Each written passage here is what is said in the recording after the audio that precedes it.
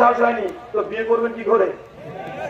বাপকে আগে বলতে হবে, আব্বা আমার স্ত্রী প্রয়োজন, মা আমার স্ত্রী প্রয়োজন।